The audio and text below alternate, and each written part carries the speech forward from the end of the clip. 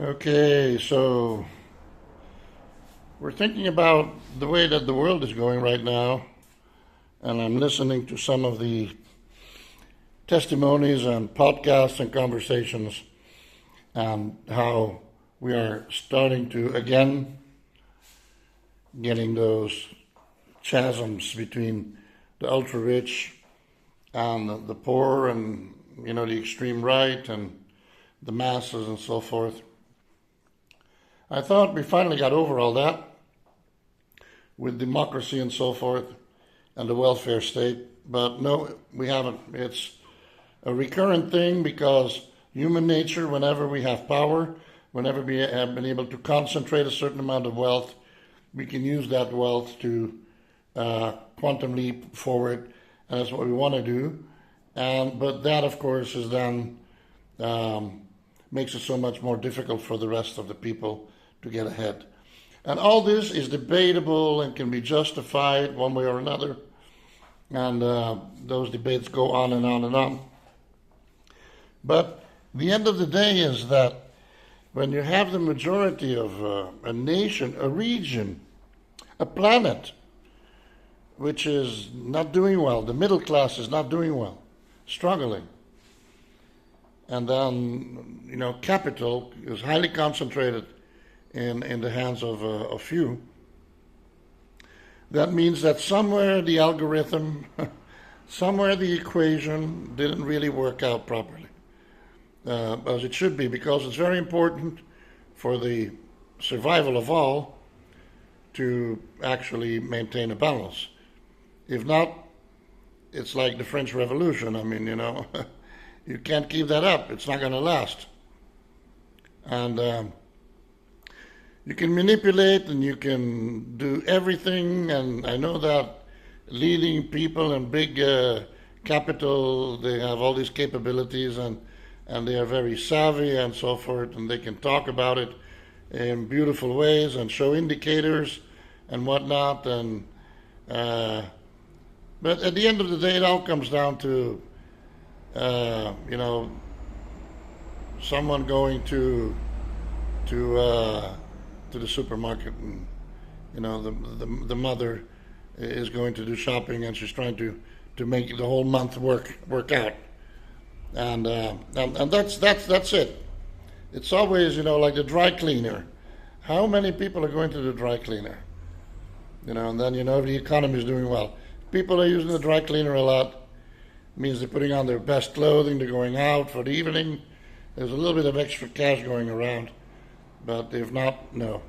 And so anyway, long story short, it doesn't matter what we say and what we publish and what we put here on a little podcast, because this is another bit of hot air, another voice in the wind.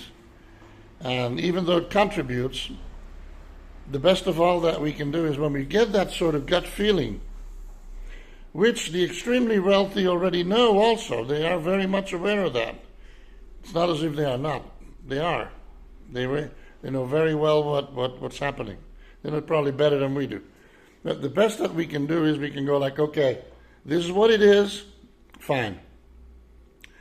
We are going to stop buying from big businesses, from big supermarkets.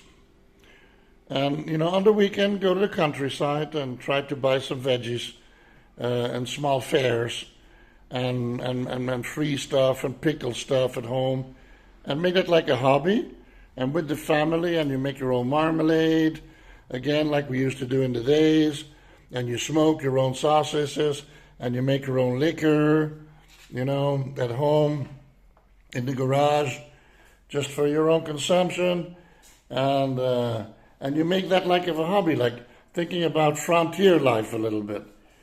And then you exchange it with other friends and family members for something they produced. And you go and buy your stuff secondhand in garage sales and stuff like that. And you stop buying fancy clothing. Just buy the normal stuff. That doesn't have to be those important brands, whatever. And you stop going to all these shops that sell Coffee. You know what I do normally in the morning? I take some nice instant coffee. You look at a brand that has Coffea Arabica, or if not, you make some concentrate coffee at home. And I like to put it in a little bottle, quite concentrated. And then that I can use to mix with a little bit of water, or sometimes I mix it also with chocolate. That's called mocha. And it's an energy beverage. It's totally natural. It's totally healthy. I normally use panela or brown sugar, but very often I will not sweeten it. I'll never buy that stuff that they sell everywhere in little bottles, that yogurt and all that stuff. Forget about it.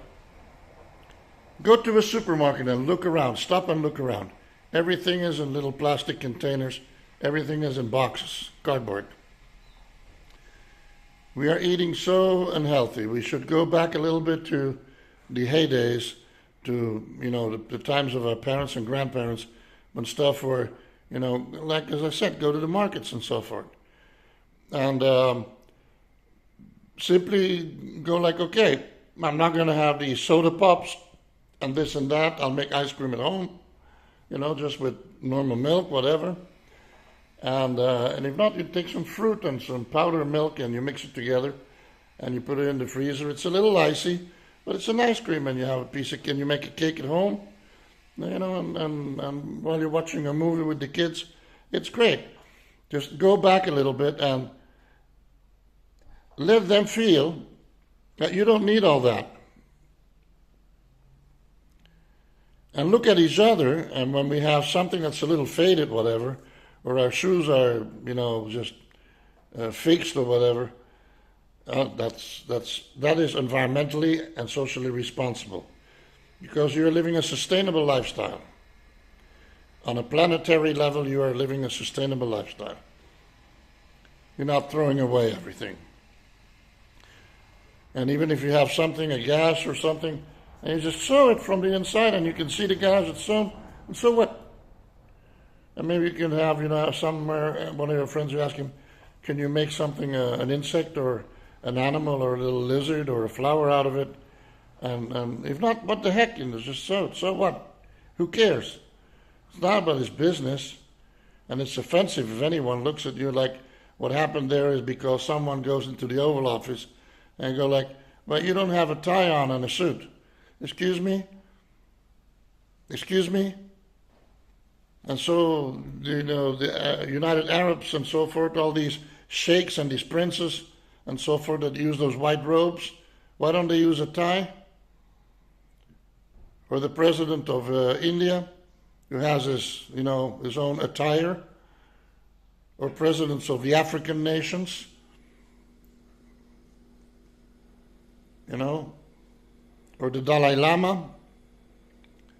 You're going to go also like, listen, it's offensive because you don't use a tie. Excuse me? You see, what I mean is like we have this whole thing, and I think it comes from the old British sort of snobism, classistic sort of outdated, royalistic,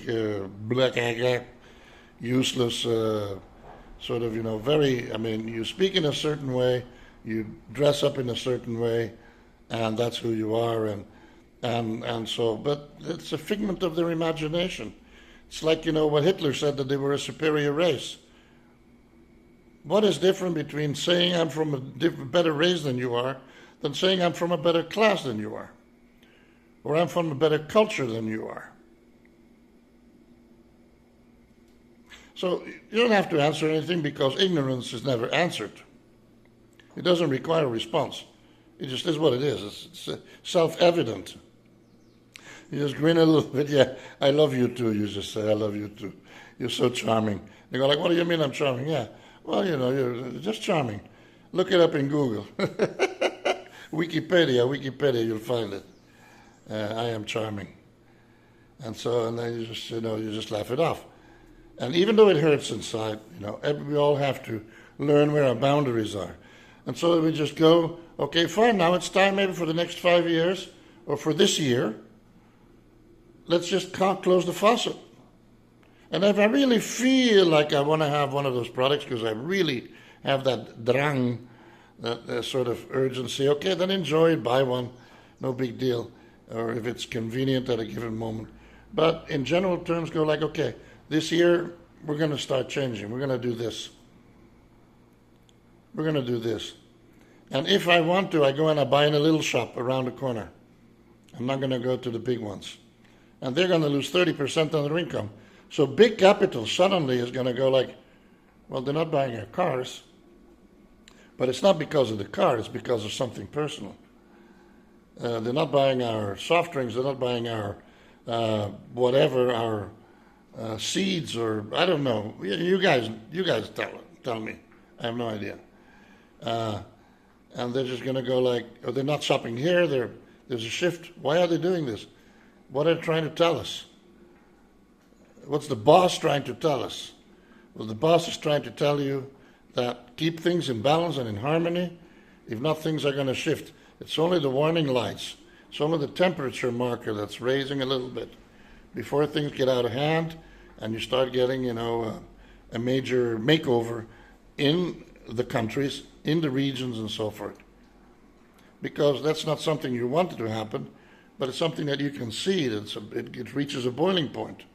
And then suddenly there's one single small little thing or a small chain of events, and boom, boom, boom, boom, boom, and things, and it should have never, then we're all going to say, how did we let it get to this point? Well, we have news for you. We're there.